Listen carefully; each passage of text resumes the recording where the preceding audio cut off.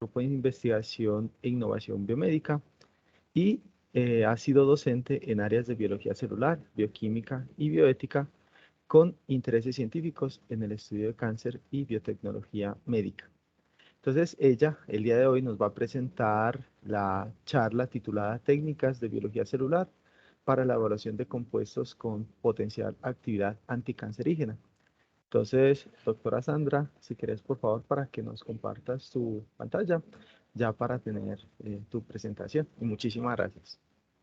Muchas gracias. Bueno, primero como decirles que me siento muy contenta de tener esta posibilidad de compartir con ustedes este espacio académico, de contarles acerca del tema y también de trabajos que nosotros venimos realizando en el ITM. Como les habían contado, como les dijeron, yo soy docente de pregrado y de maestría de ingeniería biomédica, que son dos carreras que tenemos en el Instituto Tecnológico Metropolitano. Espero entonces que la presentación pues sea como lo suficientemente amplia. Cuando finalicemos, obviamente voy a estar dispuesta a responderle todas las preguntas que ustedes se les genere. Espero que sea de interés y que claro, que a partir de esta información, quizás alguno de ustedes se puedan interesar en hacer trabajos en esta área que me parece que es como tan importante. Pues, voy a presentarles, me dicen por favor cuando vean la presentación.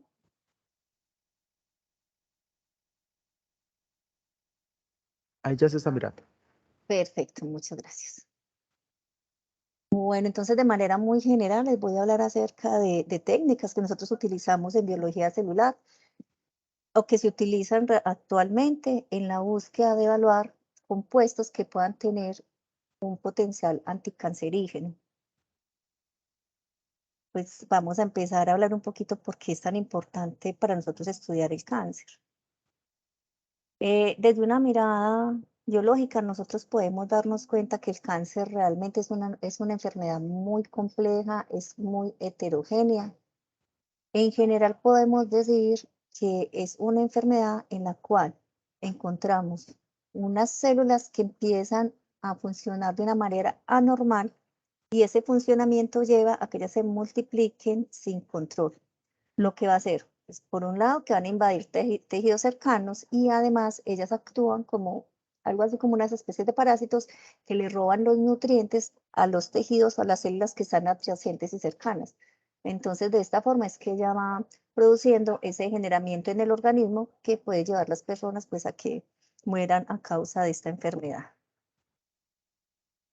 Globocan es la agencia que nos da la información estadística acerca de como el estado del cáncer en el mundo. Recoge la información estadística en muchos de los países a nivel mundial. El último informe que ellos nos presentan es para el 2020, en el cual nos muestran que cuando miramos el cáncer en los hombres específicamente, cuando hablamos de incidencia son el número de casos de cáncer que se presentan en ese año. Se encuentra entonces que los tres más importantes inicialmente es el cáncer de pulmón, seguido por el cáncer de próstata y finalmente tenemos el cáncer de colon como en el tercer lugar.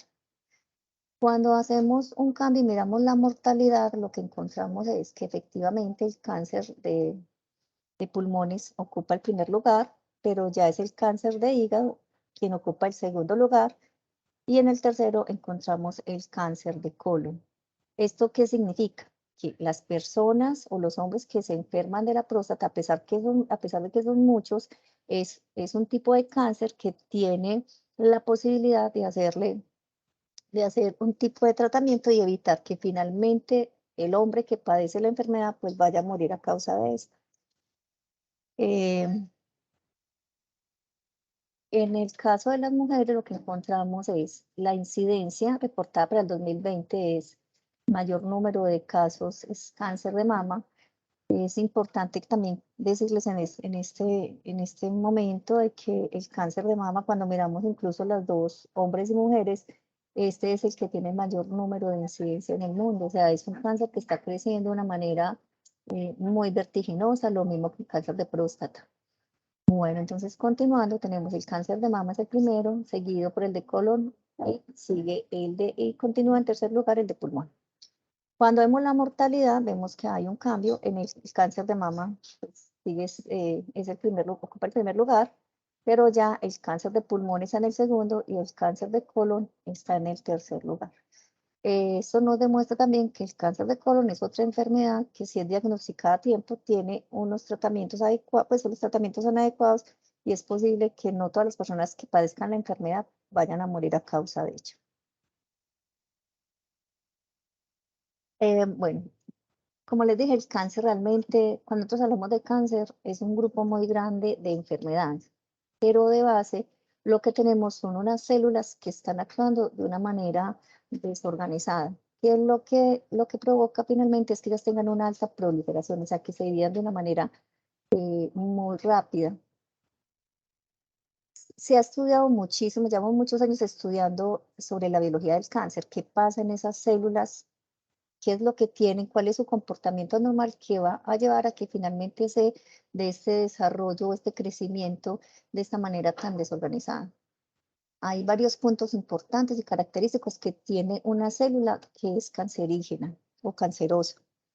Entonces, primero, para que se empiece a dar este proceso anormal o este funcionamiento anormal, inicialmente lo que ocurre es un daño a nivel genómico.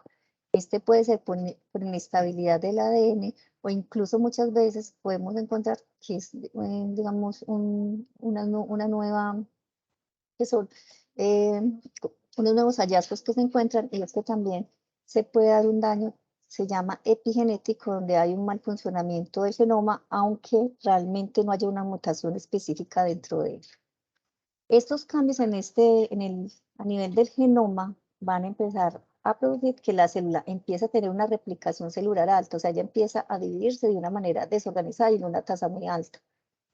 Por lo tanto, se va a dar un aumento en la señalización de la proliferación celular. Y por otro lado, va a haber una evasión de los supresores del crecimiento, porque nuestras células a nivel biológico siempre tienen unos reguladores biológicos que, cuando el organismo o la misma célula sabe que no está funcionando bien, entonces tiene unos mecanismos que la llevan a ser eliminada. Así que cuando se da hay aumento en la señalización de proliferación, aumenta la tasa. Si la célula está funcionando bien, entonces lo que se va a dar es una activación de supresores del crecimiento. Pero en las células cancerosas se aumenta la proliferación y esos supresores de crecimiento son disminuidos. Otro mecanismo que tienen las células para poder corregir esos daños o esas anormalidades es producir una muerte celular. Es una muerte celular programada, lo que sería como un suicidio celular que ocurre de una manera organizada en nuestro organismo. Y esa muerte celular se le da el nombre de apoptosis. Entonces, en las células cancerosas, este proceso de apoptosis está inhibido. Bueno, hay otra cosa muy importante en esas células, y es que ellas, como se están replicando de una manera muy alta, su metabolismo celular es mucho más alto que una célula normal, porque ella necesita mucha energía para poderse replicar.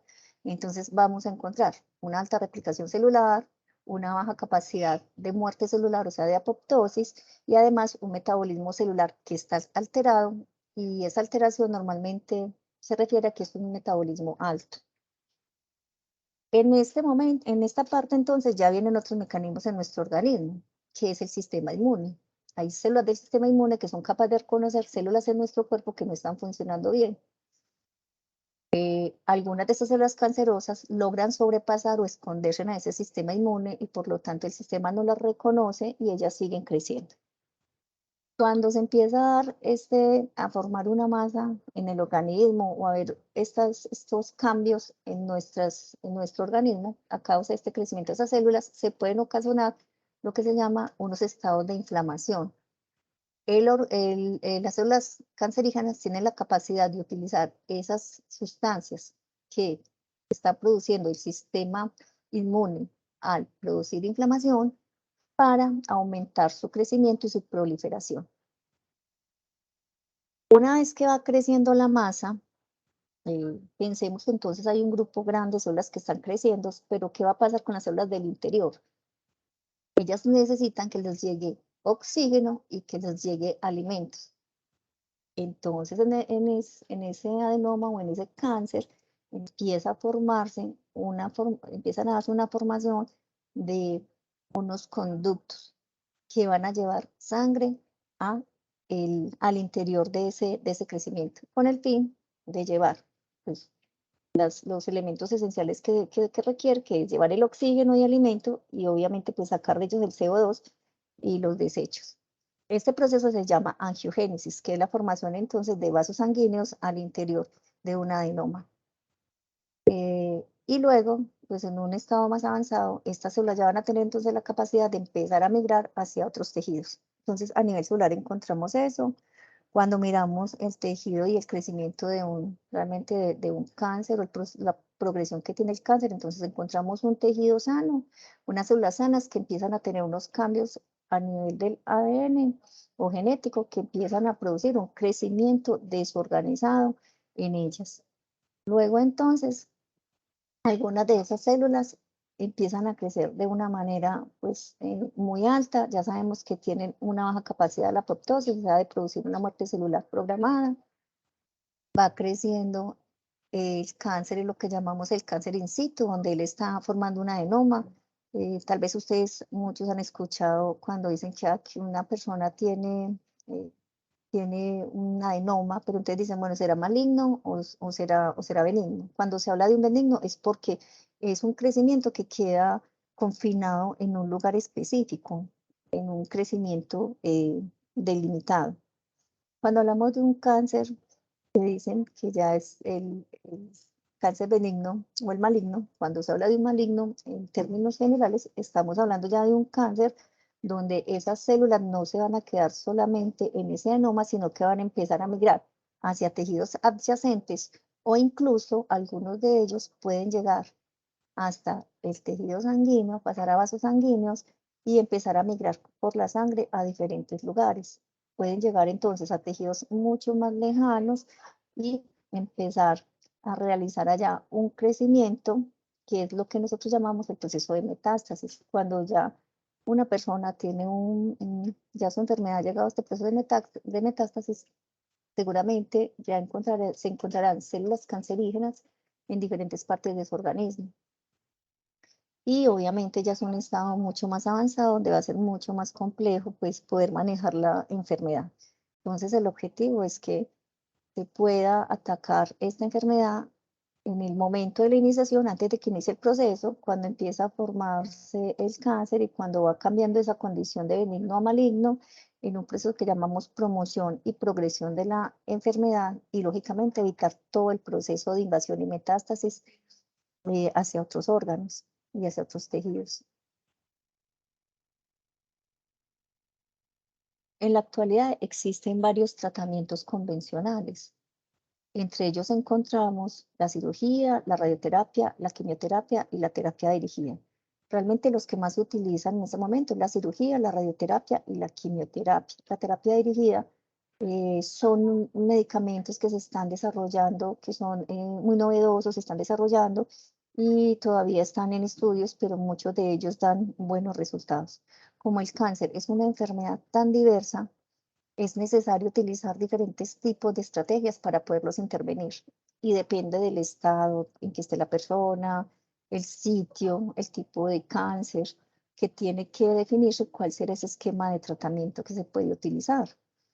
Uno de los problemas que nosotros vemos acá muy importantes es que estos tratamientos realmente pues son costosos, se requieren unos equipos bastante especializados, además de personal que tenga también una formación muy especializada, lo que lleva a que muchas personas que tengan la enfermedad o que padezcan la enfermedad, pues muchas veces no pueden acceder a estos tratamientos y por eso van a morir por la enfermedad. Entonces sigue siendo una enfermedad que para tratarla realmente tiene altos costos.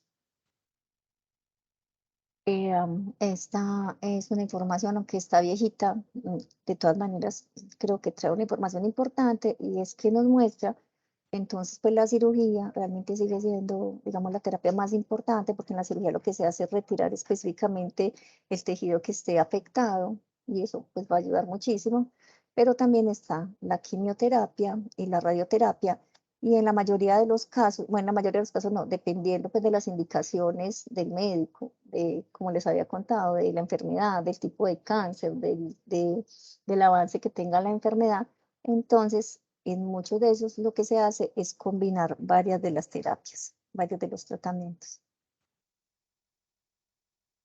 Bueno, entonces voy a hablarles un poquito de cada uno. Realmente esto es demasiado amplio, pero voy a darles un poco de información acerca de cada uno y ahorita que ustedes me hagan las preguntas, pues intentaré responderles hasta donde me sea posible. Bueno, entonces empecemos por la radioterapia. No sé si a ustedes les parece, me pareció muy chévere venir a contarles un poquito de radioterapia. Yo siempre me había imaginado cuando hablaban de radioterapia que lo que hacía esta era quemar las células del tejido que estaba afectado, pero no, resulta que la radiación es un tratamiento muy común, se conoce como radioterapia, le dicen irradiación o terapia con rayos X. Básicamente lo que va a hacer es que es un tratamiento dirigido hacia el DNA de la célula irradiada. Entonces, ¿qué es lo que ocurre? La radiación ionizante que está produciendo lo que hace es desplazar el electrón del átomo, lo que va a alterar entonces la estructura electrónica del átomo. Y al hacer esto en el átomo, pues lógicamente va a afectar la materia y por tanto todas las propiedades que tiene. Y los tejidos vivos va a pasar igual. Esta ionización va a producir unos cambios químicos. Se busca dos cosas. Una, primero, esa radiación va a ser directamente, va a afectar o va a ser dirigida hacia el DNA. ¿Qué se busca? Dañar el DNA para que esa célula pueda morir. Y eso es un daño letal, asegurando de esa manera una muerte celular. Eso se llama un efecto determinista porque lo que se va a buscar es que haya una muerte celular como tal. Por otro lado, esa misma radiación, al interactuar con el agua que tenemos en el cuerpo, va a producir en la molécula de agua que se produzcan radicales libres. Radicales libres van a estimular, van a hacer un daño supletal, o sea, la célula no va a morir inmediatamente, pero esos radicales libres van a empezar a hacer unos daños dentro de la célula que si la célula no alcanza a repararlo, pues finalmente puede llevar la célula entonces a la muerte celular o al sumarse esos pequeños daños subletales que va formando, también se lleva a que la célula pueda morir. Esto se llama un efecto estocástico, que es de probabilidad, porque no se sabe si va a pasar o no va a pasar, porque además cada una de las células va a tener una capacidad de responder a una manera diferente a estos efectos de la radiación. Una de las cosas buenas que tiene la radiación es que como lo hacen directamente con un rayo, ellos pueden definir específicamente a qué grupo de células va dirigido el daño. Y como la célula cancerígena, como les había contado ahorita, ya trae un daño genético, un daño en su DNA, pues se espera que sean mucho más sensibles a la radiación que una célula que está normal, que en ese caso la célula normal tendrá unos mecanismos de responder a esta acción ionizante de una manera más adecuada y de esa manera pues no moriría. Pero de todas formas, como nosotros vemos, muchas veces muchas células que sí están funcionando bien y que son normales también son afectadas por este proceso y pueden morir.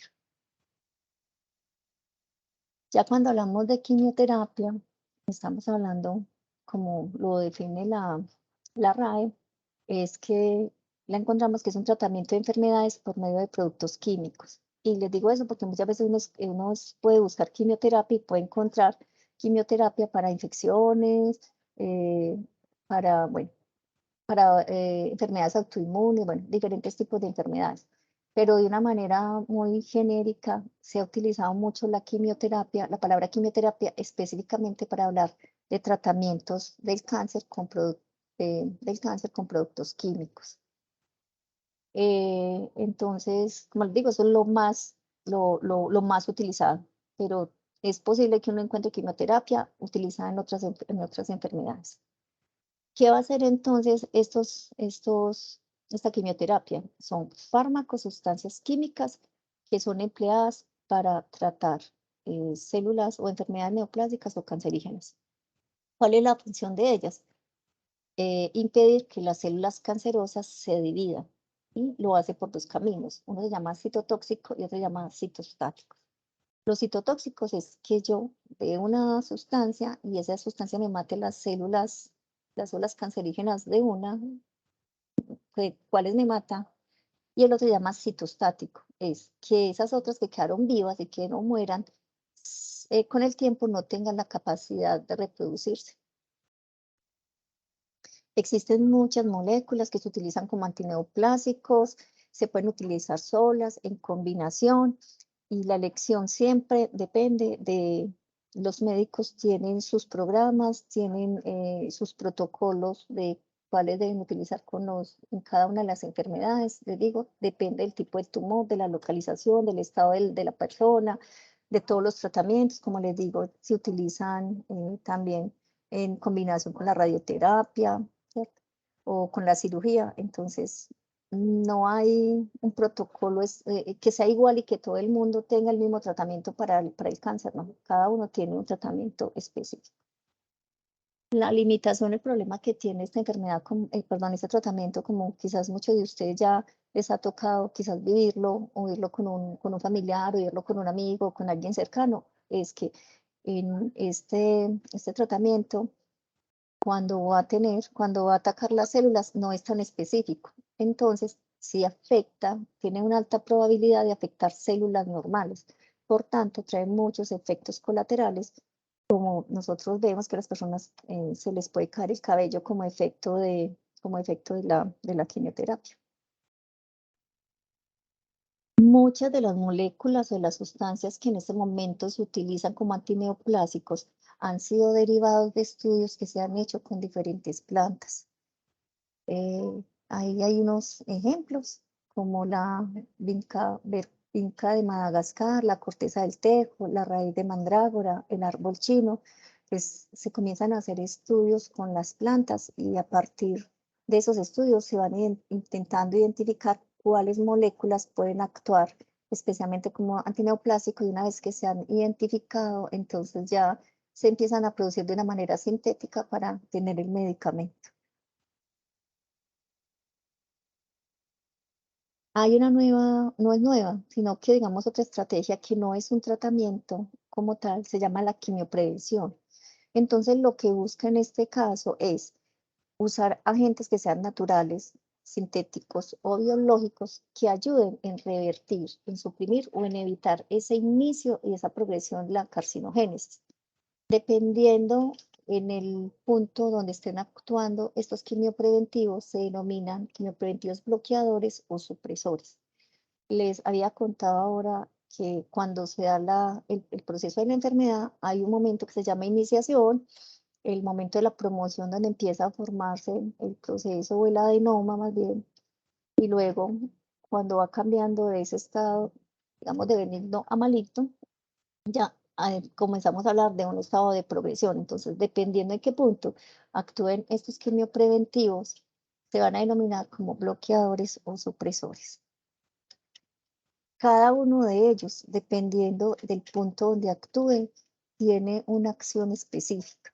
En el caso de los bloqueadores, hacen una modulación del metabolismo xenobiótico. El metabolismo xenobiótico es que nosotros consumimos unas sustancias químicas que pueden ser cancerígenas, mutagénicas, pero nuestro organismo tiene una manera de metabolizarlo para poder formar unas sustancias que no sean tan dañinas. Pero cuando no logra hacer ese proceso, pues esas sustancias genotóxicas empiezan ya a hacer efectos sobre el DNA, y lo que les había contado, cuando ya hay efectos sobre el DNA, se daña ese proceso normal de crecimiento celular. Otra cosa que tal vez ustedes han escuchado muchísimo porque ahora está muy de boga, y es el aumento de la actividad antioxidante. Los radicales libres, los compuestos, son compuestos que tienen unos electrones libres. Como tienen los electrones libres, ellos van a interactuar con otras moléculas y empiezan a actuar con otras moléculas, y lo que hacen es robarle a esas moléculas electrones, las dejan desestabilizadas, y las moléculas empiezan a funcionar de una manera, empiezan a actuar de manera errática, y puede llevar volvemos al mismo. Finalmente, lo que va a suceder con todo este proceso es que hayan daños en el DNA que lleven entonces a que se dé Luego, el crecimiento o la proliferación celular anormal y desorganizada en las células. Entonces, en la parte inicial, cuando se va a iniciar el proceso carcinogénico, el primer punto donde los investigadores quieren buscar curas para el cáncer o para prevenir el cáncer, pues el primer punto es cómo hacemos para proteger ese DNA o cómo hacemos para que las células que ya tienen un DNA que está degradado o que está afectado o que está mutado, cómo se puede estimular a que la célula lo repare para que no haya mayor daño en él. En un segundo momento, cuando ya hay el daño en el ADN, entonces es la reparación de ese daño, cómo ocurre, cómo estimular la inducción de la apoptosis para que esas células que están funcionando mal, entonces de alguna manera ellas entren en ese proceso de suicidio y mueran. Otro punto importante es cómo modular ese ciclo solar, cómo hacer que esas células que están creciendo de una manera desorganizada puedan nuevamente volver a regular su ciclo celular de una manera adecuada, dependiendo de la célula y del tejido en el cual se encuentre. En un segundo paso, hablamos de modulación de la inflamación. Les había contado que ya cuando está creciendo el cáncer, él utiliza las sustancias que se producen en el momento de la inflamación en nuestro organismo para aumentar su crecimiento y también su agresividad. Entonces, en el momento de progresión, ese es un punto importante cuando se va a buscar un compuesto que sea bioactivo y que tenga capacidad anticancerígena. Y finalmente, otra área importante es, lógicamente, evitar de que se den todos esos procesos de invasión y metástasis o esos procesos de invasión que van a llevar a que se den metástasis hacia otros órganos.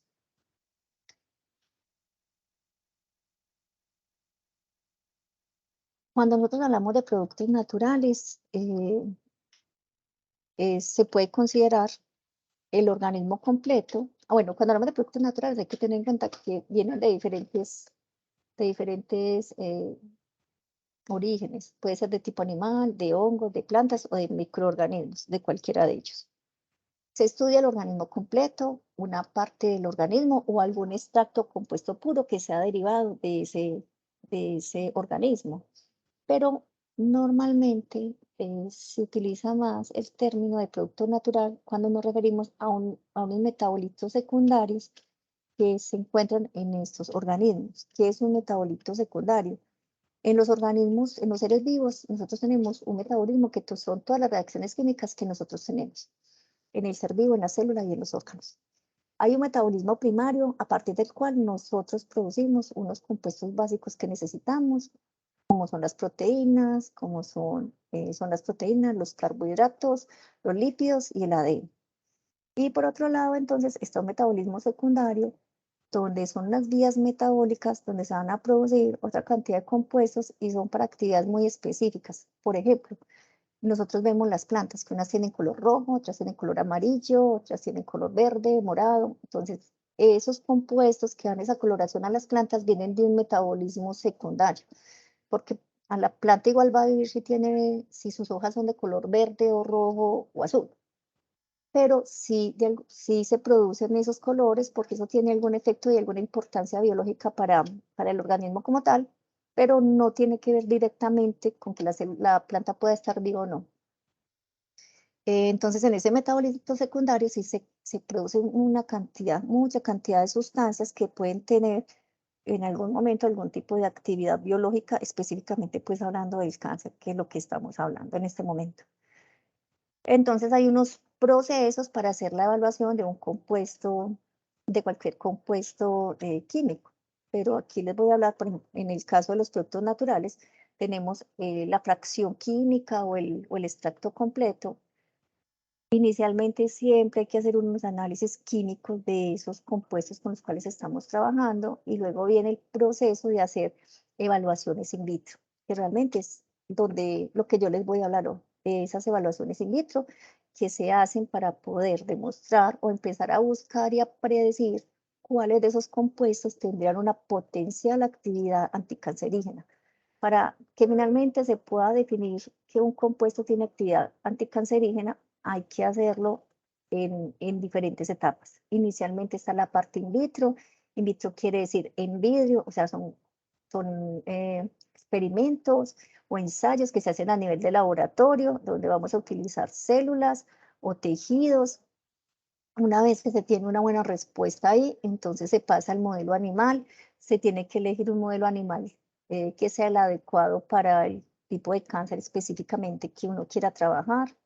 Existen diferentes modelos animales, pero antes de hacer ese paso, de hacer esa evaluación en animales, debe haber ya una muy buena cantidad de información que nos diga que sí hay una potencial actividad anticancerígena en esos compuestos que se van a evaluar.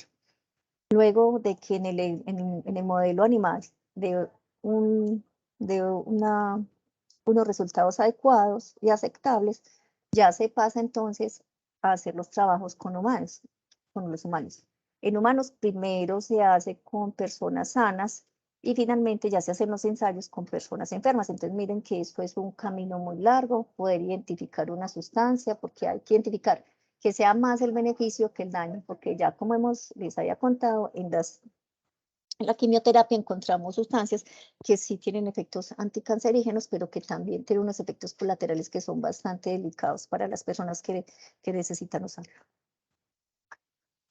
De esta manera, vamos llegando entonces a la parte in vitro. Como le decía, nosotros en el laboratorio trabajamos entonces con células o con tejidos. Normalmente cuando se trabaja estamos buscando sustancias cancerígenas, utilizamos lo que se llaman cultivos celulares. Esos son cultivos celulares 2D. 2D porque están en una monocapa.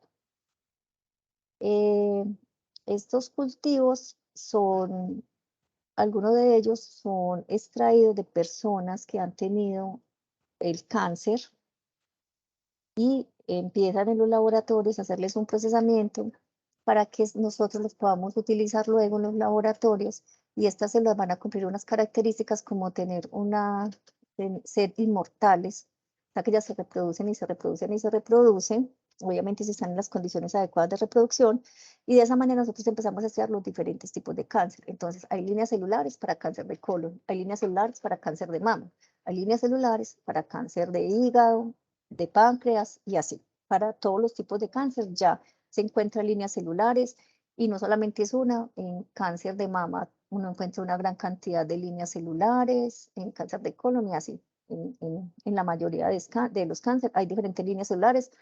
Los investigadores entonces cogemos esas líneas celulares, esas células, las llevamos al laboratorio y empezamos a hacer ensayos con ellas.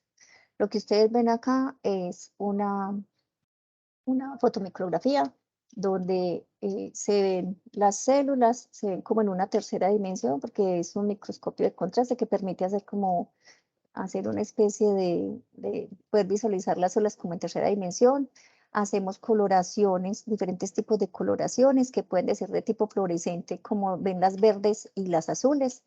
En las azules que ustedes pueden identificar, es una sustancia una sustancia fluorescente que se adhiere específicamente al DNA. Por lo tanto, lo que ustedes están viendo ahí en el azul son los núcleos de células. En las verdes es una fluorescencia que lo que hace eh, es unirse a radicales libres. O sea que esas son las que estamos viendo fluorescentes verdes, es porque tiene una gran cantidad de radicales libres.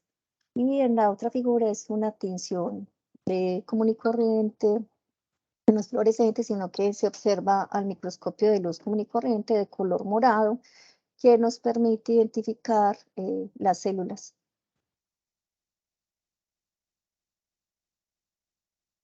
Ahora hay digamos, una nueva tendencia muy importante, y son los cultivos celulares 3D.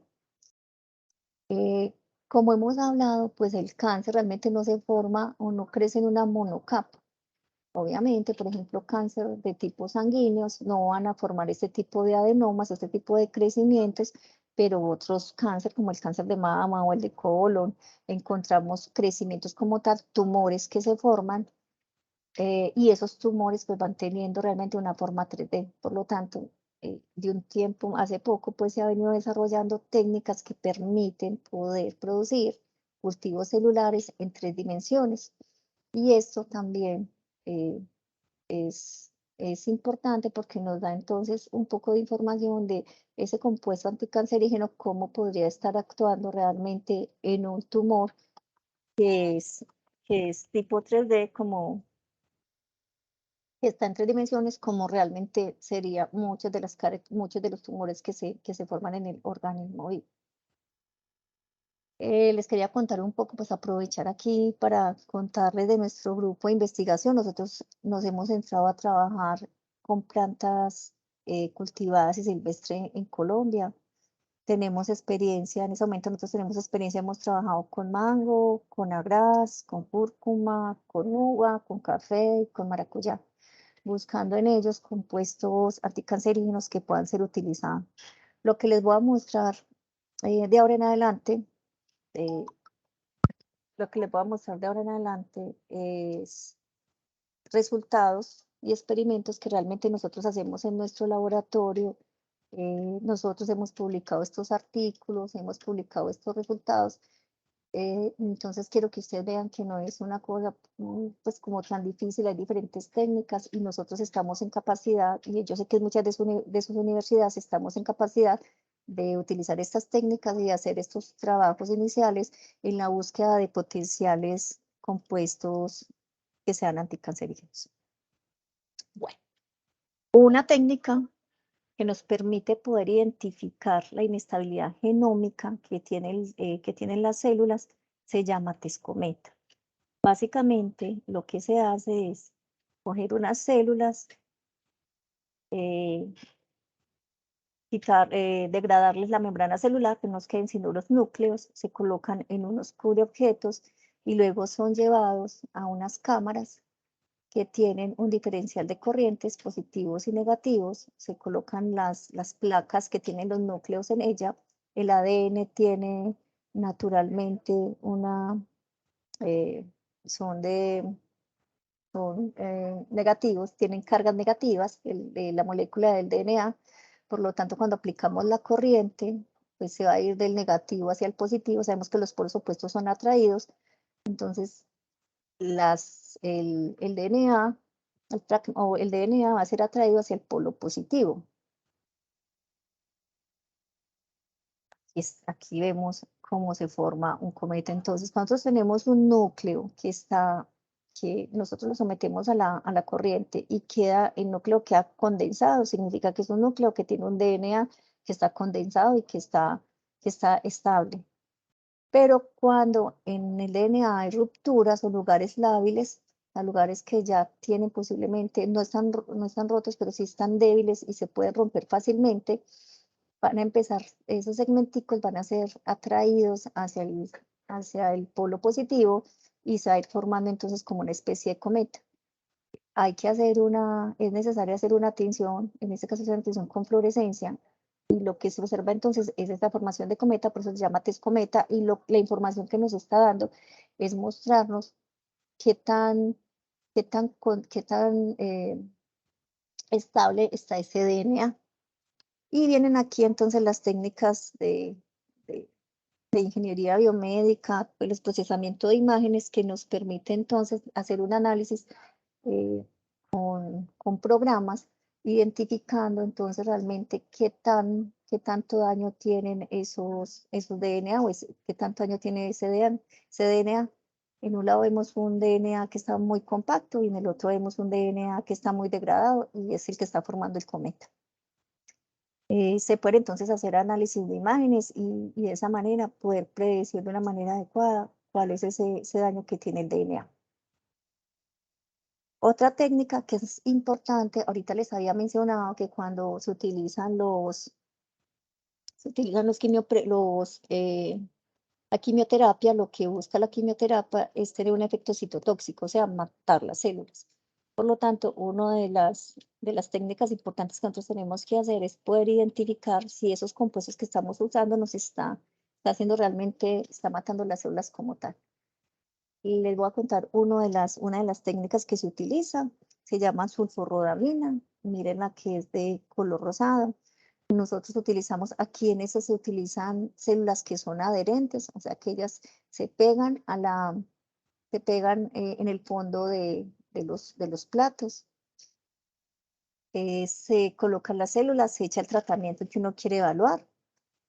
Donde está más rojito, más rosadito es donde hay más células, porque la sulforrobamina es una sustancia que se adhiere, es un colorante que se adhiere a la membrana celular.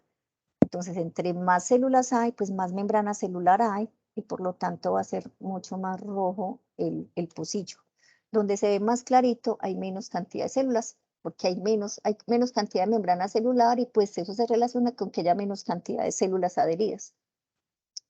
Se tienen entonces las líneas celulares, se cultivan las líneas celulares, se hacen los tratamientos, se agregan los tratamientos de acuerdo al protocolo que uno tenga. Luego se retiran esos medios, se agrega el colorante, tiene todo un protocolo de cómo hacemos la solubilización luego de ese colorante, y luego en un equipo leemos las absorbancias, la coloración, y hacemos una comparación entre las células que no han sido tratadas, que son nuestro control, y las células que han sufrido un tratamiento. Entonces comparamos nuestro control con las células tratadas, y de esa manera identificamos cuál es la citotoxicidad que puede tener el compuesto. Esa es una técnica. ¿Y esto para qué nos sirve? Para poder identificar, pues claro, el efecto citotóxico que está teniendo el compuesto, y además lo podemos utilizar para identificar lo que se llama el IC50, que es la concentración a la cual se muere el 50% de las células que son expuestas a ese tratamiento específico y a esa concentración, y lógicamente a ese tiempo. Entonces hay que definir muy bien las concentraciones y el tiempo de tratamiento, y de esa manera de cada uno de ellos se puede sacar el IC50, esa concentración. Luego de cuánto tenemos esa concentración IC50, nos permite también comparar con otras sustancias que están utilizando para poder identificar si nosotros necesitamos unas concentraciones muy altas, o por el contrario, nuestro compuesto de interés esté actuando a concentraciones bajas con relación a otros tratamientos que ya se estén utilizando. Este es un ejemplo de un trabajo que se hizo acá con aspirina y con un jugo de la baya de agraz. Hicimos los tratamientos, esto es a 24 horas, y encontramos entonces las concentraciones a las cuales este tratamiento me estaba matando el 50% de las células. Otra técnica de citotoxicidad que utilizamos bastante y se utiliza bastante en los experimentos se llama el MTT. En este caso, la sustancia es una sustancia de color amarillo. Ustedes verán algunos pocitos de color amarillo y unos más claritos. La sustancia es de color amarillo. Y lo que pasa es que las células que están vivas en la mitocondria tienen un proceso de para metabolizar este compuesto, y lo convierte en MTT a otro que se llama cristales de formazán, que es de color morado. Entonces, entre más morado esté el pozo, significa o se relaciona con una mayor cantidad de células vivas. Y de igual manera, esto nos va a permitir entonces identificar cuál es la citotoxicidad o el efecto que está tóxico que está teniendo nuestro compuesto sobre las células. También, y de igual manera, hay que determinar las diferentes concentraciones, diferentes tiempos los diferentes tiempos de tratamiento, según, pues, acorde a las necesidades que tengamos. En este caso se evaluó el ácido clorogénico, que es una sustancia que está presente en muchos de los compuestos, en muchas plantas, especialmente se encuentra bastante en el café, y como en el ácido cafeico, porque es un trabajo que se estaba haciendo con diferentes tipos de café. Por eso se utilizó el café y el ácido clorogénico, y un compuesto que es el 5-fluoracilo, que ya está siendo, pues, que se utiliza normalmente para el control de cáncer. Y lo que se hizo entonces es comparar el 5-fluoracilo con los compuestos de interés.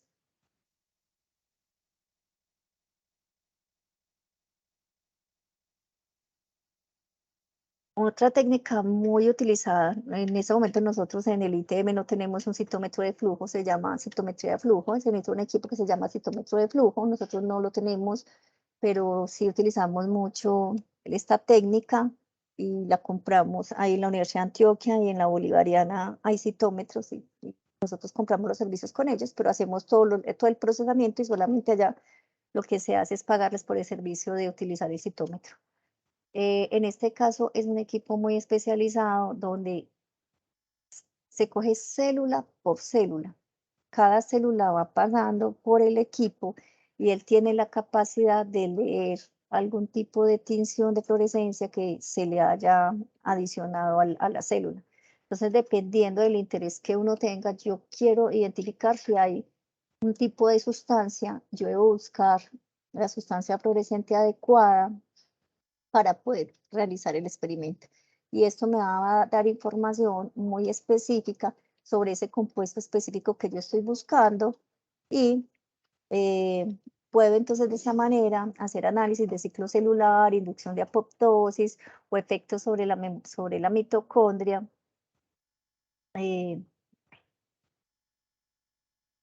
Acá les muestro un ejemplo de cómo se muestran unos resultados. En este caso estábamos midiendo el IP y el dióxido. Ay, me disculpan un momentico. Ay, muchachos, me disculpan un momentico. Estoy aquí en una presentación. Bueno, me disculpan un momento, pero ya. Bueno, entonces, en esta línea de acá se mide el yoduro de propidio. El yoduro de propidio es una sustancia que va a teñir específicamente el ADN y solamente va a ingresar en células que tienen la membrana celular degradada. Entonces, entre más yoduro de propidio, significa que la célula está más degradada. Aquí entonces ustedes pueden ver el control, cómo las células, el yoduro de propidio es el vertical. Miren entonces que el que es el control negativo, que es el peróxido de hidrógeno, las células ya están bastante degradadas, o sea, hay mucho DNA expuesto y por lo tanto el equipo puede identificar una gran cantidad de yoduro de propidio. En el otro caso, en la otra molécula que estábamos mirando era el DIOC, es una molécula que entra a la membrana, hasta la mitocondria.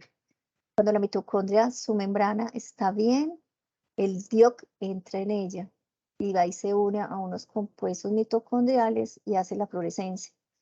En nuestro caso, pues a pesar de que las células estaban muriendo, había DNA que se estaba exponiendo, de todas maneras las mitocondrias seguían, estaban polarizadas, o sea, no se había dañado la mitocondria, entonces había un daño de la membrana, pero las mitocondrias de la célula estaban intactas.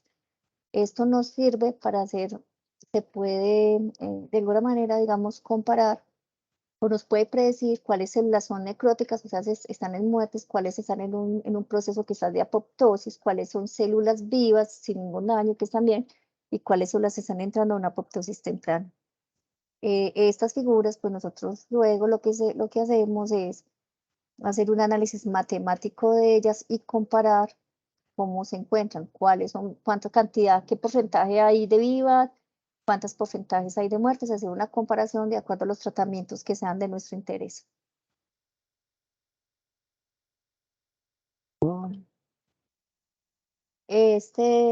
Acá, este es otro resultado también, donde nosotros estamos viendo es la expresión de anexina. Anexina es una molécula que se une a, a un fosfolípido que hay en la membrana celular.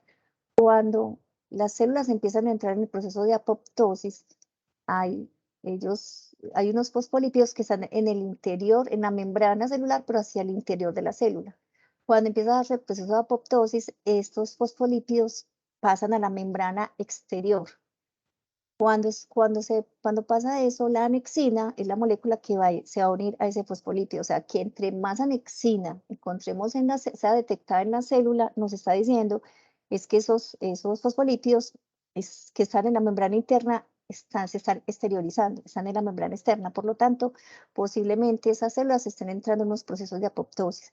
Como ven acá en la gráfica, nosotros tenemos el control, teníamos el jugo, la aspirina y una mezcla que hicimos del jugo y la aspirina y podemos ver cómo en el caso de la aspirina, la anexina, pues es mucho, está menos, es menor en el control y con los tratamientos esa anexina va aumentando, por lo tanto, lo que nos quiere decir es que las membranas celulares se han estado degradando, se están dañando.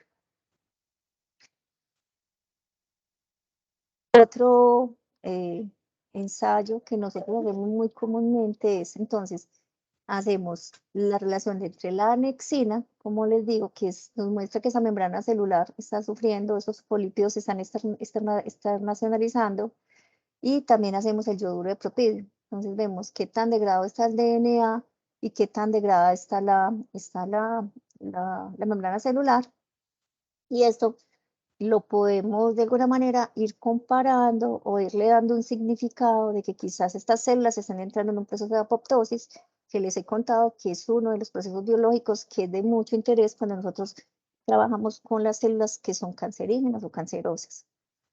En la figura que ustedes ven, ese es un DNA y ven perdón, es un núcleo, y ven que el núcleo tiene una fluorescencia que ya se han formado como unas bolitas, eso se llaman vesículas apoptóticas, y esto nos muestra que la célula está en ese proceso de apoptosis, ya que cuando ella muere de esta manera, lo hace de una manera organizada, formando unas vesículas, degradando la célula en unas vesículas que luego las células del sistema inmune fácilmente las pueden degradar, se las comen y ya hacen todo el proceso para poder hacer, digamos, la limpieza de estos compuestos. Bueno, otra técnica que se utiliza que es bastante importante, ¿se acuerdan ayer? Ahorita les había hablado de que habían dos conceptos. Uno era el citotóxico, que necesito ver qué células me matan, eso está muy bien. Pero además yo necesito también, otra cosa importante es, bueno, esas células que no murieron, sino que quedaron vivas, ¿qué pasa con ellas? Estos compuestos me las están afectando, y luego, a pesar de que ellas hayan quedado vivas, yo necesito que ellas no tengan la capacidad de multiplicarse, porque si me quedan 10% vivas, pero luego ese 10% va a volver a multiplicarse otra vez, pues realmente lo que estamos haciendo es demorando el proceso del cáncer, pero realmente pues el proceso va a seguir. Entonces lo que necesitamos es o sea, lo importante, una cosa muy importante es cuántas mato, pero además que esas se quedaron vivas realmente queden sin capacidad de seguirse reproduciendo para que puedan ser luego degradadas de nuestro organismo. Entonces, es lo que nosotros vemos acá, esto se llama formación de colonias. Cogimos células, se tratan, luego se les quita el tratamiento. Al quitar el tratamiento, pues se supone que van a quedar ese porcentaje de células que quedan vivas, y luego lo dejamos por un tiempo para poder identificar si esas células que quedaron vivas después de un tiempo sigue creciendo o realmente ellas murieron. En esta fotografía que ustedes ven acá, tenemos el control donde las células crecieron común y corriente. Esta es con aspirina, o sea, después de 8 días, las células que habían quedado cuando se trataron con aspirina, pues siguieron creciendo. En el caso de las que habíamos tratado con jugo ya no crecieron más, y las que tenían la mezcla tampoco crecieron más. O sea que en el caso de aquí el jugo y la mezcla de ellos realmente tuvieron una buena actividad citostática. Estas figuritas que ustedes ven en el centro es como se ve un cultivo, una colonia, nosotros lo coloreamos después de 8 días para poder identificar las colonias que se están formando, y se hace un análisis de comparación entre las colonias que están en el control y las posibles colonias que se formen después con los tratamientos. Entonces, aquí lo que estamos identificando es si esas que quedaron vivas siguen teniendo capacidad de proliferar.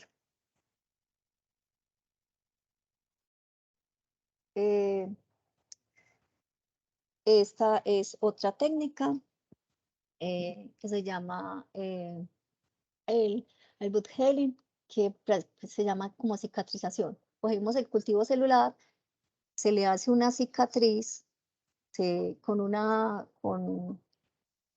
pipeta, se quita un segmento en la mitad. Ustedes ven acá algo que está verde y negro, entonces el negro fue que se pasó una pipeta, y lo verde se supone que es el cultivo celular. Y se deja por un tiempo, y luego la idea es observar si vuelve nuevamente a crecer las células, si vuelven a crecer las células o qué pasa con ellas. Acá vemos un ejemplo claro de cómo se utiliza el Buchhelin. En este tenemos dos líneas celulares, que es SW480, y otra línea celular que es SW620. En la primera línea son células que no tienen pues tratamiento, que son los controles. Vemos cómo hacemos el Buchhelin, cómo se hace la herida, pero ellas con el tiempo van creciendo. Miren que a las 120 horas ya está mucho más cerrado esa herida, pero las que tienen tratamiento, por ejemplo, acá vemos que no, y antes se siguió degradando, acá también vemos que realmente pues no ha crecido mucho, lo que nos está demostrando que esas células que están quedando ahí realmente están perdiendo la capacidad de poder movilizarse y de crecer más. Y en 620, perdón, en 620, en este caso, sí, el comportamiento que encontramos, el efecto que encontramos de los tratamientos, pues no parece, no es como tan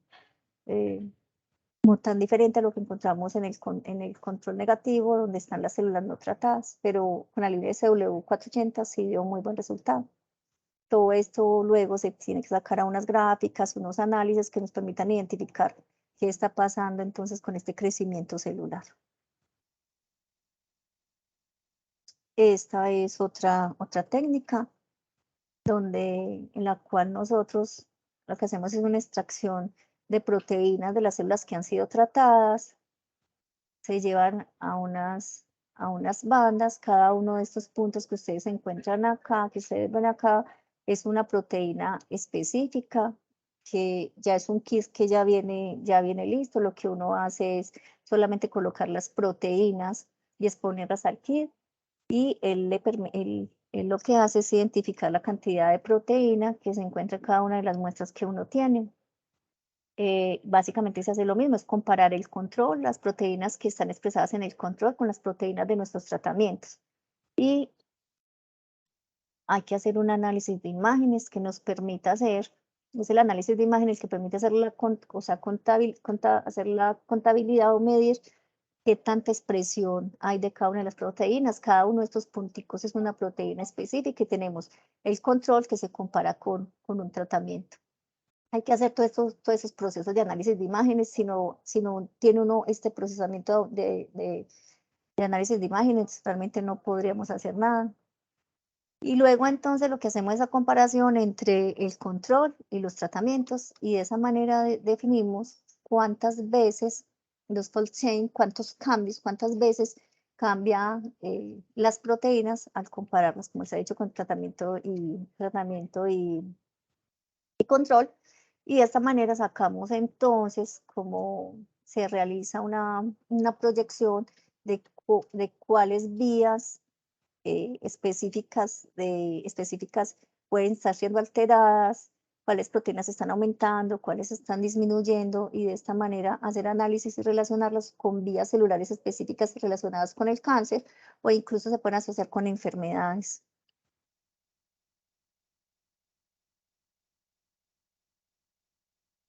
Después de hacer todos esos análisis, nosotros ya podríamos, como les cuento, predecir algunos de los procesos biológicos y químicos que se están dando dentro de esas células a partir de los tratamientos que les estamos adicionando, cómo podrían estar actuando.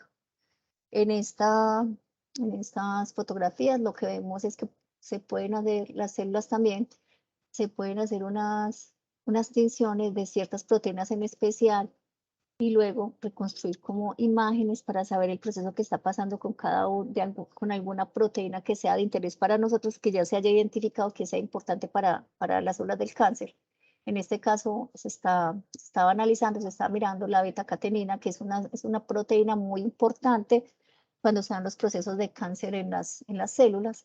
Entonces, acá lo que se puede medir con esta fluorescencia es mirar en qué sitio de la célula se encuentra y qué tanto de esa proteína se está produciendo, está produciendo la célula. La E-caderina también es otra proteína muy importante porque tiene que ver con la herencia de las células.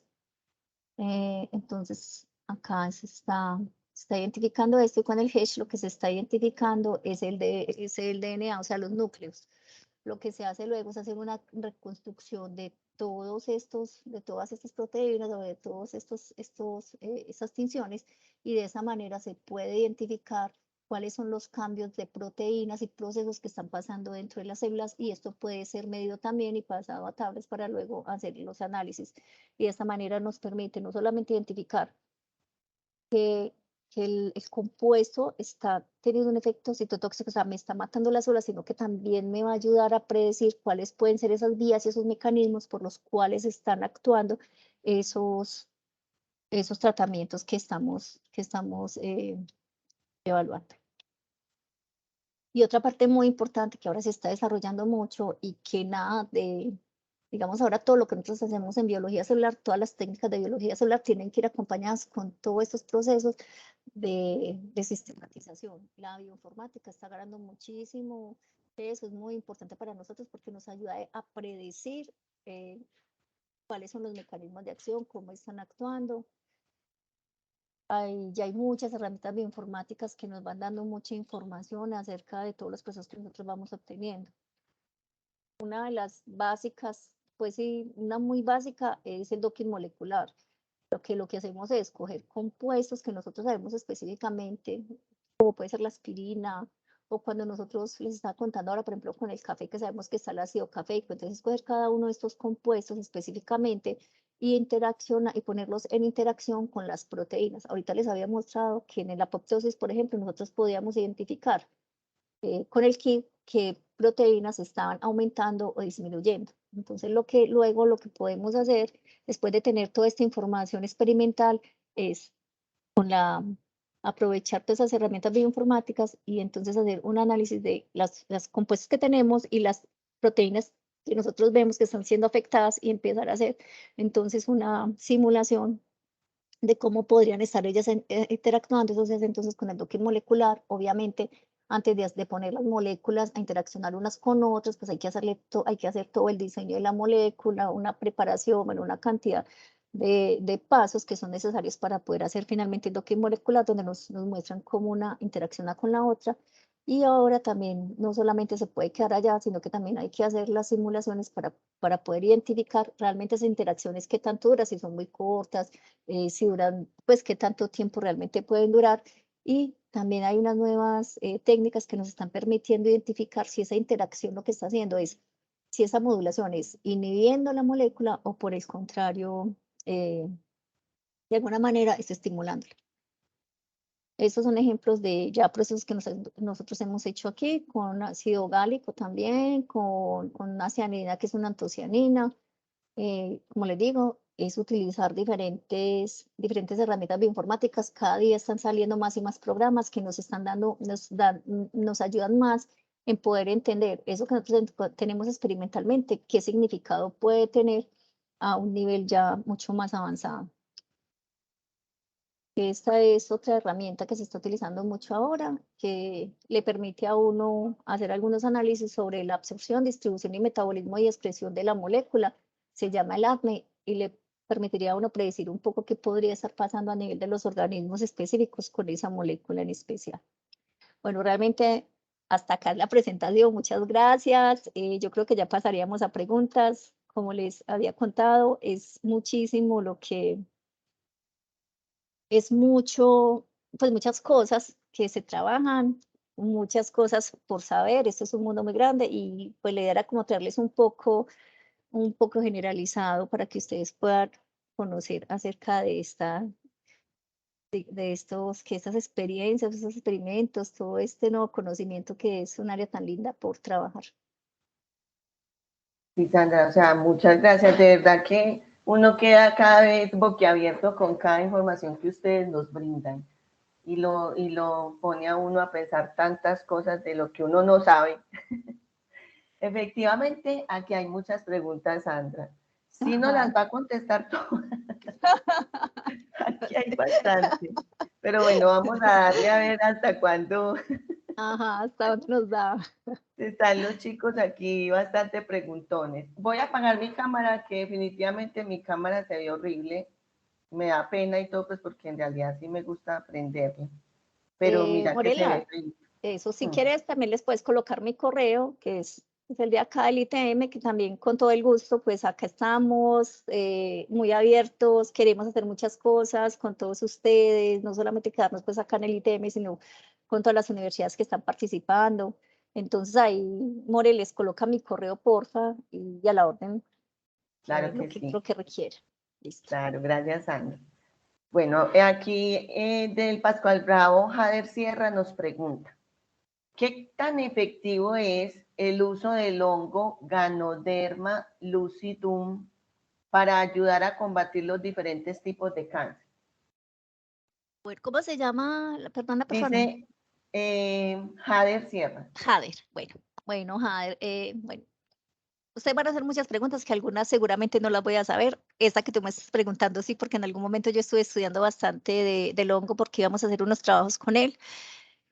De verdad que cuando se revisa la bibliografía hay mucha información acerca realmente del efecto que tiene este hongo.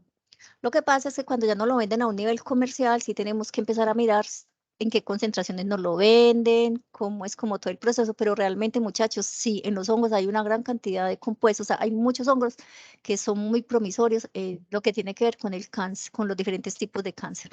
Y he visto unos trabajos muy hermosos, incluso ya han hecho mucho en modelo animal y realmente los resultados son muy promisorios y con el Ganoderma, buenísimos.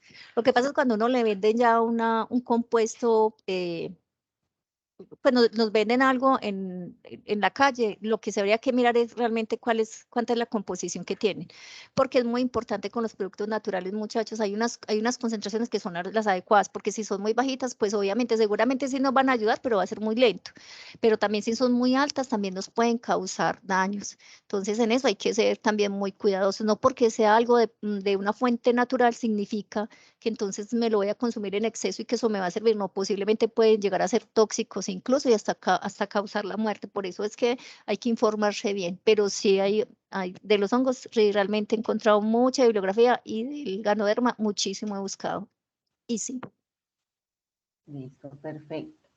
Del ITM, Felipe pregunta, siendo fatalistas, se podría decir que si su grupo de investigación, doctora Sandra, descubre que con todas esas plantas puede disminuir riesgos y el cáncer como tal, ningún conglomerado de medicina le interesaría porque a nadie le conviene que sea algo barato, porque como usted lo mencionó, todo es súper caro. Aquí dice el joven que ve mucho TikTok, pero bueno, siendo fatalistas, dice pues. Yo creo que no es siendo fatalista, yo creo que esa es la realidad. Las empresas nos quieren vender, ellos identifican en las plantas un compuesto específico y luego nos lo quieren vender a unos, lo sintetizarlo y venderlo a unos precios exorbitantes. Eso es verdad. Por eso el llamado, pues, y ustedes que están acá, que les gusta la academia, es a que lean y a que busquen opciones diferentes. Nosotros con las plantas, lo que estamos, en el caso pues de nosotros hemos estado buscando compuestos, no van a actuar de forma terapéutica como tal, porque no le podemos decir a la persona, no se comas de 5 uvas y si usted se come 5 uvas todos los días, entonces usted se va a liberar del cáncer de lo que tenga, no, pero sí sabemos que el consumo de ciertos alimentos va a favorecer de que la persona pueda incluso utilizar menos de los compuestos terapéuticos que les están colocando o evitar que se dé la enfermedad o en los estados iniciales. Yo creo que el llamado mío sería a que lean y a que busquen bastante. Ahora, yo creo que hay una gran cantidad de investigadores, eso es una nueva. En ese momento hay mucho interés y hay muchos investigadores que estamos apuntando ahí a utilizar productos naturales de plantas, no solamente de plantas, sino también de hongos, que vemos que hay unos resultados muy buenos. Pero vuelvo y digo lo mismo, muchachos, de todas maneras, igual hay que buscar información, porque ahorita la información está más disponible, entonces hay que buscarlo y tener mucho cuidado, porque como les digo, también en un momento dado eso puede ser incluso tóxico si no sabemos utilizarlo de una manera adecuada. Perfecto, y aquí Sandra también tenemos muchos chicos de ambiental, de Ajá, ingeniería ambiental. qué Bueno, chévere. dice, del ITM, pero no nos colocaron el nombre, dice, escuchamos siempre que el cáncer es curable si se diagnostica a tiempo, pero eso no depende del tipo de cáncer o de qué. O sea, que hay personas que en menos de un día ya están llenas de cáncer y otras que se demoran para que ese cáncer se les vaya por todo el cuerpo. No, realmente el cáncer, muchachos, se da en un proceso lento, se necesita tiempo. Lo que pasa es que precisamente no logramos identificarlo porque es que son celulitas y son muy pequeñas y de pronto va creciendo el tumor, pero nosotros no logramos identificarlo. Y luego ha pasado mucho tiempo, pero realmente para que el cáncer llegue desde su estado inicial a su estado metástasis, a su metástasis pueden pasar, o sea, por ahí unos 5 años, o sea, como mínimo, por ahí 5 años.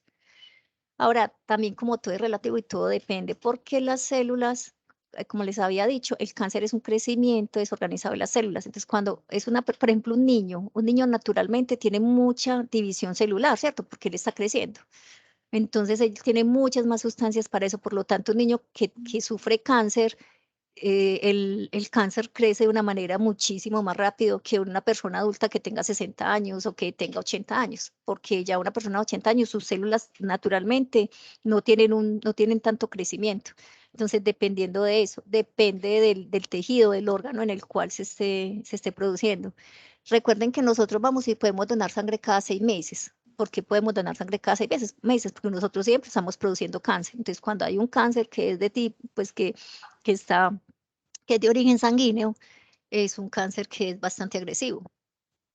Por ejemplo, en el hígado, el hígado tiene una alta tasa de recambio. Es un cáncer en el hígado, es diferente a un cáncer de colon, que el colon es más grande. O en el caso, por ejemplo, de un cáncer de mama el de los hombres, de la próstata. En ese caso, por ejemplo, ese tejido puede ser extraído muy fácilmente, ¿cierto? Porque uno puede extraer esos tejidos y por eso las personas, si se los detectan a tiempo, es un cáncer que posiblemente la persona no vaya a morir a causa de él. Un cáncer de pulmón pues, o en cerebro, pues prácticamente la persona que le da ese cáncer muere por ese cáncer, porque un cáncer de pulmón, como lo tratan, es muy difícil de tratar, porque no pueden hacer una cirugía. Entonces, o sea, dependiendo de dónde se dé el cáncer, del tejido en el cual se da, eso tiene que ver con esa posibilidad que la persona pueda sobrevivir y de qué tan rápido se disemina. Y hay unos cánceres que son mucho más agresivos que otros. Ah, total. Es una enfermedad muy compleja. Por eso cuando uno le dicen que descubrimos la cura del cáncer, pues realmente uno le da risa porque es que cada proceso es un proceso biológico tan diferente y celular tan diferente que casi que cada uno necesita una terapia y un tratamiento muy especializado. Ah, listo, perfecto. Acá Juan Esteban Tobón del Pascual Brown pregunta, dice, al trabajar con las terapias para tratar el cáncer, ¿no llevan a otras enfermedades a largo o corto plazo? Sí, como estábamos viendo, pues como les conté, la radioterapia, pues es un poquito más como específica, pero igual otras células se pueden ver afectadas. Con la quimioterapia, sí, definitivamente, que de hecho nosotros lo vemos, lo que les contaba, una persona que tiene quimioterapia, o si a alguno les ha tocado, ustedes saben que esa persona se pone súper enferma, se les bajan las defensas, porque muchas células que sí son normales se ven afectadas por esos tratamientos. Ah, perfecto. Entonces, Sandra, con eso yo creo que también le respondemos aquí a Luz Edith del ITM que dice, o sea que con la radiación también se pueden dar daños letales a células no cancerígenas. Ahí qué Ajá, ocurre y uno queda como sin defensa, ¿cierto? Es como más o sí. menos similar la pregunta. Freddy Mazo del ITM dice, en todo lo que ha investigado o estudiado, doctora, ¿nos podría dar como unos tips de cuidado o de prevención que usted pues desee? Muchachos, es que la prevención, lo que pasa es que nosotros somos muy tercos, pero ¿qué es la prevención? O sea, digo, nosotros en Colombia, nosotros ninguno deberíamos de tener cáncer, porque la alimentación, es que la alimentación es fundamental. O sea, la alimentación, el consumo de cigarrillos y el consumo de licor, porque el cigarrillo y el licor producen muchas sustancias que son degradadas en nuestro hígado y que son mutagénicas. Entonces, por eso es que le dicen a uno tanto que el cigarrillo y el alcohol están íntimamente relacionados con esa posibilidad, esa probabilidad que uno empiece a tener daños a nivel celular y se dé el proceso del cáncer. Entonces, definitivamente, esa es una parte muy importante. Y lo otro es la buena alimentación. Y buena alimentación es eso. Nosotros tenemos una gran cantidad de frutas y verduras. Si nosotros incluyéramos realmente consumiéramos esas frutas y verduras. Es que deberíamos de ser de los países que menos cáncer deberíamos de tener. Total. Ujú. Entonces, comer sano. Comer sano, hacer ejercicio, lo que siempre le dicen a uno, no consuma licor, no cigarrillos, haga ejercicio y coma bien. Bien. Sí, por ejemplo, todas estas carnes ya se ha demostrado mucho que todos estos ahumados, las carnes, pues que los asaditos, que la gente le gusta la carne asadita, que la arepita que tiene esos, que se quema, esas cosas quemaditas, incluso se ha encontrado que el arequipe, porque el arequipe lo que hacen es con la leche y el azúcar hacer unos procesos donde esos procesos de calor generan una gran cantidad de compuestos que son mutagénicos. Entonces esos asaditos, esas cosas, o sea, si se van a comer la arepita, hay que quitarle todas las cositas negras, hay que quitarlas porque ahí hay mucho mutagénico, hay muchas cosas mutagénicas. Pero entonces en la carne quemada, no en la carne En la como carne tal. quemada.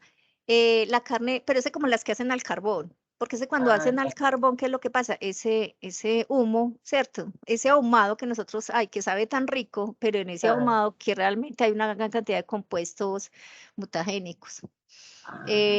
Por ejemplo, en Argentina, ellos tienen una técnica, o sea, cuando uno va a hacer carne, aquí en nuestro país nosotros cualquiera lo ponemos aquí a hacer carnes, pero en Argentina no, en Argentina son personas especializadas porque ellos saben que cuál es el momento donde sí se debe colocar la carne para que no se llene de tantos compuestos mutagénicos, tóxicos.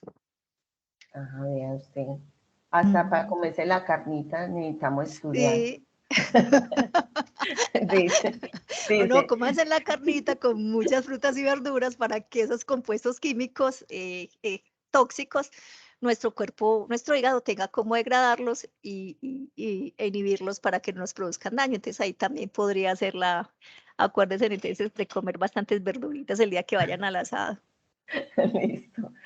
Dice Estefanía Millán del ITM, pregunta, todo lo que ha descubierto con la tecnología que tiene su grupo de investigación, ¿le ha podido llegar a otras personas desde el mundo que estén estudiando e investigando lo mismo para complementar y ayudar a estudios tan importantes del cáncer? O sea, como que se ha Sí. compartido o algo así. Sí, realmente ya nosotros tenemos equipos multidisciplinarios, ya nos encontramos con otras personas, igual tenemos la oportunidad pues, de ir a los eventos internacionales académicos donde uno hace relaciones. Nosotros de hecho, trabajamos mucho con personas de México y tenemos bastantes publicaciones con un equipo de México muy bueno. Y la idea es obviamente poder expandirnos pues a otro grupo de investigación. Nosotros realmente somos un grupo joven porque hemos venido creciendo y en los últimos 5 años o más o menos 7 años nos hemos potencializado muchísimo con nuestros trabajos sobre cáncer. Y yo creo que ya sí ya sí estamos teniendo reconocimiento no solamente estamos teniendo reconocimiento aquí a nivel nacional y ya estamos haciendo buenas conexiones con investigadores internacionales. Y esa es la idea, seguir creciendo.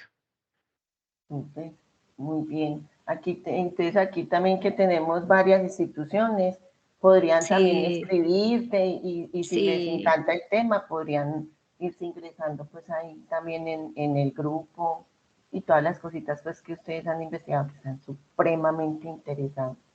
sí. Hay dos más, Sandra, y Ajá, terminamos. Bueno, sí. dice del Pascual Bravo, Jade Santiago pregunta, ¿realmente los analizadores cuánticos de órganos que ofrecen y hacen publicidad son realmente confiables a la hora de diagnosticar una determinada enfermedad? Ay, yo no sé. Digamos que esa es un área que yo creo que necesitamos desarrollar muchísimo, ¿cierto? De equipos que logren identificar daños que se están produciendo en el cuerpo y que se puedan ser más fácilmente identificables. Ahorita nosotros lo que reconocemos más, pues es la ecografía, ¿cierto? Pues las normalitas, y eso es lo que nosotros vamos reconociendo, y ahí todavía falta mucho por hacer. Se está trabajando muchísimo todo procesamiento de imágenes y todo, pues ahorita estas nuevas tecnologías que ustedes tienen de sistemas, realmente pues nos están ayudando muchísimo a nosotros pasar de los que estamos en la parte de biología, y en la parte médica, realmente pasar a esa parte tecnológica, eso ha ayudado muchísimo. Pero entonces en ese caso, los analizadores, yo me quedaría como callada porque realmente, no sé, no podría decir, no, es que definitivamente eso no sirve o realmente sirve porque yo no tengo la experticia y el conocimiento necesario como para dar una opinión acerca de eso. A mí me causa, pues no confío mucho en eso, pero el hecho que yo no confíe no significa que pudiera ser muy bueno, ¿cierto? Pero yo creo que ya sí tocaría como una persona experta que supiera más acerca de los equipos, de esos equipos como tal. O sea que no has utilizado esos equipos, sino que ustedes No. están haciendo por otras partes. Sí, porque nosotros hacemos es a nivel de laboratorio, ya a nivel de personas, pero yo sé que acá, por ejemplo, en el ITM están trabajando muchísimo con cáncer de mama, toda la parte de imágenes, de poder hacer unos análisis mejores de las imágenes, de los equipos que convencionalmente nosotros conocemos, pues como es, por ejemplo, la técnica de ecografía, ¿cierto? Pero ya esos otros equipos sí tendría que ser como una persona más experta en el tema que pudiera dar como una opinión mucho más adecuada. Así la doctora Gloria también nos va a hablar más adelante sobre ese tema Eso. que estás Eso, mencionando. guárdense en esa pregunta para Gloria, que Gloria sí, yo creo que es ahí la persona que puede dar una opinión mucho más seria acerca de eso. Perfecto. Y la última es de Juan Esteban Tobón, del Pascual Bravo. Dice, buenas noches. Mi pregunta es, ¿cuándo se reconoce otro tipo de cáncer? Cuando se reconoce otro tipo de cáncer, ¿cómo se busca el tratamiento para el estudio de él? Ya que es el caso que le pasa a una vecina que le identificaron un cáncer de estómago, pero no se sabe qué tratamiento o cómo solucionarlo. Bueno, como les había mencionado, los tratamientos son muy específicos para cada persona de acuerdo a donde esté el cáncer de la misma persona. Y de todas maneras, muchachos, así suena un poco como místico, también como la disposición. El sistema emocional tiene mucho que ver con el sistema inmune. Y eso también tiene que ver mucho con la recuperación del cáncer. Entonces yo creo que hay muchas cosas que cuando una persona está sufriendo la enfermedad, hay muchísimos factores que afectan esa posibilidad que la persona realmente pueda tener una buena respuesta frente a algún tipo de tratamiento. Y lo otro es que les toca buscar, porque hay personas que les colocan un tratamiento y fácilmente la persona responde, pero hay otras que no. Por ejemplo, en el caso del cáncer de mama, hay 5 tipos diferentes de cáncer de mama, o sea, desde el nivel biológico, desde el nivel celular. Entonces, hay unos, por ejemplo, hay uno que solamente responde solamente hay un medicamento que le sirve, a ningún otro medicamento. Entonces, les toca no solamente saber ellos ven la masa, pero la masa no es suficiente. Hay que ir a hacer los estudios biológicos de ese tejido para poder identificar cuál es el tipo especial de cáncer que está sufriendo esa persona, pues a nivel celular. Entonces, dependiendo de ese tipo, hay uno que no responde a ningún tratamiento que se conoce ahora. Entonces, lo que le hacen es, para ninguna quimioterapia. Entonces, lo que le hacen a eso es hacerle la cirugía, ¿cierto? Hacerle la extirpación de las 2 mamas para evitar de que la enfermedad se pueda diseminar o que le pueda repetir. En el caso, hay uno que yo les digo que solamente responde a un tipo específico de tratamiento, hay otros 2 que responden muy bien, pues ya está muy definido cuál es el protocolo de manejo y responden normalmente muy bien. Pero de todas maneras, muchachos, en toda esta parte biológica, en todo lo que tiene que ver con biología, nosotros nunca hablamos de un 100%, porque no se puede predecir, como en una máquina, como en algo físico, donde una cosa química que ustedes, no sé, dicen cuando nos enseñaban la química analítica, decían, usted agrega 5 gramos de esto y 7 gramos de esto y siempre le va a dar el mismo resultado. En biología no es así, en los seres humanos no es así, en las células no es así, porque hay muchos caminos bioquímicos, hay muchas vías de señalización, hay muchos procesos muy especializados que se dan dentro de la célula. Entonces, a pesar de que se coloque un tratamiento, no el 100% de las personas van a responder de igual manera, van a responder de manera diferente. Y puede que se alivien el 98%, pero hay 2 por ahí que no se van a aliviar. Sí, eso es muy relativo también, pienso yo. Sí. Bueno, Sandra, aquí en el chat nos colocaron una. María Camila Gamboa del Tecnológico de Antioquia dice, ¿qué dice usted sobre la maquinita que utilizan para realizar las uñas acrílicas? ¿Genera cáncer?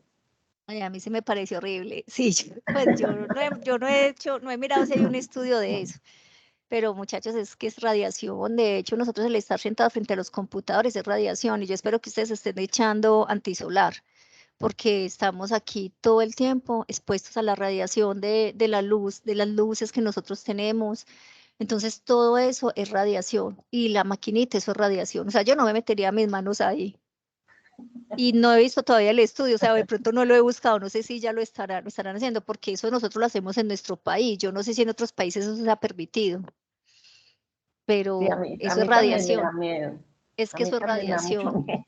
Sí, pues yo no la metería y yo le diría a mis hijas que no lo hicieran, porque es que eso es Bien, radiación. Pero como les digo, muchachos, no he estudiado no he estudiado no he, pues no he ido a buscar si ya alguien ha hecho un estudio científico para identificar si eso puede ser malo o no.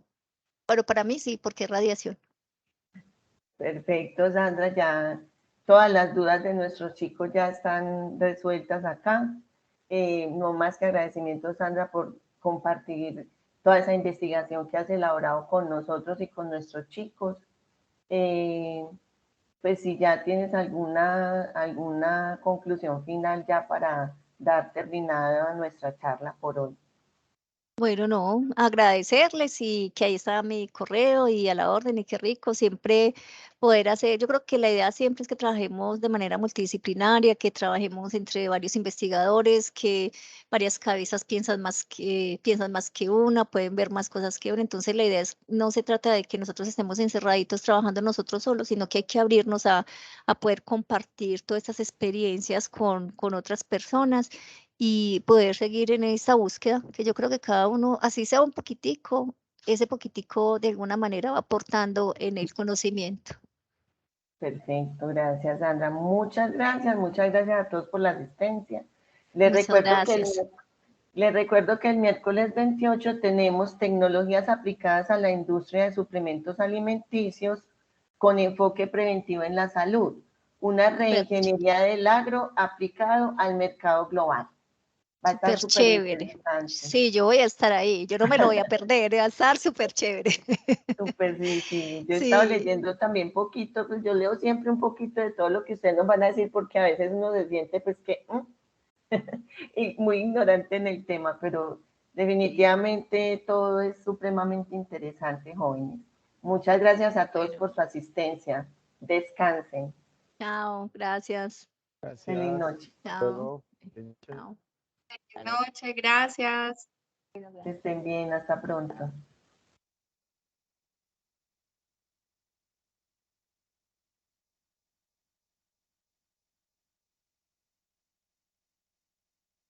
Ay, tan bello. Chévere.